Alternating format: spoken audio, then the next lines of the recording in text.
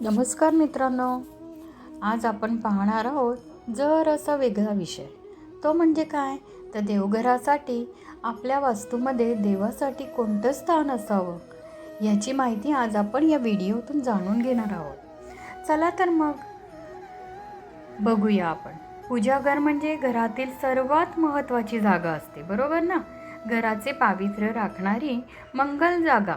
घर लहान असो किंवा मोठे असो, घरातील पूजास्थान नियमाप्रमाणे असेल तर त्याचे फायदे देखील होतात आपल्याला. घरातील ही जागा कमी असेल, छोटी असेल तरी ती चालेल, परंतु पूजास्थान हे नियमाप्रमाणेच असले पाहिजे. त्याचे फायदे हे आपल्याला लवकरात लवकर मिळू शकतात. ते म्हणजे कसे, तर देवघरासाठी योग्य दिशा कोणती जाणून घेऊया. देवघरासंबंधित काही खास आणि वैशिष्ट्यपूर्ण गोष्टी. चला, देवघरासंबंधित काही खास वैशिष्ट्यपूर्ण गोष्टी.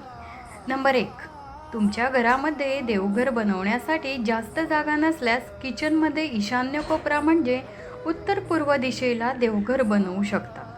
या दिशेला पूजा केल्याने देवी देवता लवकर प्रसन्न होतात.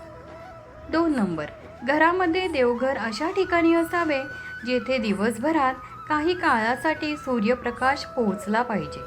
ज्या घरामध्ये सूर्यप्रकाश आणि ताजी हवा येते त्या घरामधील विविध दोष हे आपोआपच नष्ट होतात. सूर्यप्रकाश वातावरणातील नकारात्मक ऊर्जाही नष्ट करते आणि सकारात्मक ऊर्जा निर्माण करत असते. नंबर 3, देवघरातील दिवा, समई, निरांजन आग्नेय कोपऱ्याला ठेवावे, तर धूप, उदबत्ती स्टँड हे वायव्य कोपऱ्यात ठेवावे. नंबर 4, देवघरात असो किंवा उंबऱ्यावर अगदी कुठेही तुटलेला दिवा कधीही लावू नये. यामुळे घरातील नकारात्मकता ऊर्जा ही वाढत असते. जर तुम्ही इच्छा पूर्ण करण्यासाठी दिवा लावत असाल तर तुटलेला दिवा लावल्यास तुमची इच्छा पूर्ण होणार नाही, शिवाय लक्ष्मी मातेचाही कोप तुमच्यावरती होऊ शकतो.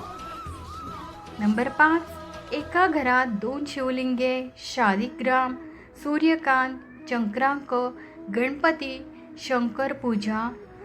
शंकराची पूजा, शंख पूजू नये.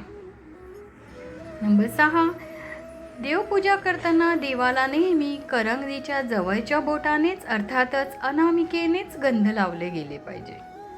नंबर 7, देवघरात कमीत कमी मूर्ती किंवा देवी देवतांचे फोटो असावे. गणपती, कुलदेवतेचा टाक, मूर्ती अथवा फोटो. इष्टदेवतेचे फोटो, अगर मूर्ती, लंगडा, बाळकृष्ण, पांडुरंग, नंदी, नागविरई, शंकराची पिंड काळ्या दगडाची किंवा पंचधातूची असावी. अन्नपूर्णेची देव हा देखील त्या ठिकाणी असावा. नंबर 8, देवघरात देवी देवतांची मूर्त आणि फोटोचे तोंड हे नेहमी पश्चिम दिशेला असावे, म्हणजेच पूजा करणाऱ्या यजमानाचे तोंड पूर्वेला होईल अशा पद्धतीने देवघराची मांडणी असावी. 9 नंबर, देवघरात शंख असल्यास त्याचे निमृते टोक हे दक्षिणेकडेच असावे. नंबर 10, शास्त्रानुसार देवघरात शिवलिंग ठेवू नये. जर शिवलिंग असेल तर ते अंगठ्याच्या आकारा एवढेच असावे. देवघरात एकच शिवलिंग ठेवावे, जास्त ठेवू नये. नंबर 11, इतर देवदेवतांची मूर्ती या छोट्या आकाराच्या असाव्या. जास्त मोठ्या या मूर्ती या श्रेष्ठ असतात, परंतु घरातील मंदिरांमध्ये या छोट्या आकाराच्याच मूर्ती जास्ती लाभदायक ठरू शकतात. 12 नंबर, देवाऱ्यात देवांचा टाक असल्यास तो टाक पंचधातूचाच असावा. 13, घरातील देवघरात नेहमी महादेवाची पिंड ही ठेवावी. शिवाय महादेवाची पिंड ही दगडी असेल तर उत्तमच, दगडी नसेल तर पितळाची ठेवली तरीही चालेल. 14 नंबर, घरातील देवळामध्ये शनीची मूर्त किंवा शनीचे यंत्राची पूजा कधीही करू नये, ती मंदिरातच करावी. नंबर 17, देवघरात यंत्र असल्यास ती कधीही उभे मांडू नये, नेहमी जमिनीशी समांतरच मांडावीत. नंबर 18, वास्तुशास्त्रानुसार देवघरात कधीही भंगलेली, तुटलेली, तडा गेलेली देवी देवतांची मूर्ती म्हणा किंवा फोटो याची स्थापना करू नये. 19 नंबर, देवघरात एकाच देवतेचे एकापेक्षा अधिक मूर्ती किंवा फोटो नसावेत. 20 नंबर, देवीपूजा करताना आपण वापरात असलेले आसन, जपमाळ कधीही दुसऱ्यांना वापरण्यासाठी देऊ नये. 21 नंबर, देवाच्या उपासनेसाठी बनवलेले पूजास्थान हे अत्यंत पवित्र स्थान आहे. वास्तुशास्त्रानुसार देवघर कधीही स्टोअर रूम, बेडरूम, बेसमेंटला नसावे. देवघर नेहमी खुल्या जागेत आणि ईशान्य दिशेतच असावे. 22 नंबर, देवघर हे नेहमी सागवानी लाकडाचेच असावे.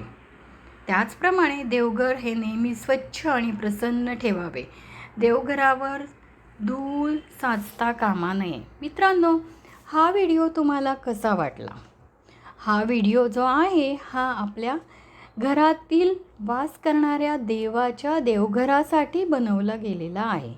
तरीही मित्रांनो, तुम्हाला हा माझा व्हिडिओ कसा वाटला हे तुम्ही मला कमेंटमध्ये लाईक, सबस्क्राईब करून कळवू शकतात. मित्रांनो, माझा हा व्हिडिओ थोडासा राशींपेक्षा थोडासा वेगळा करण्याचा मी प्रयत्न केला आहे.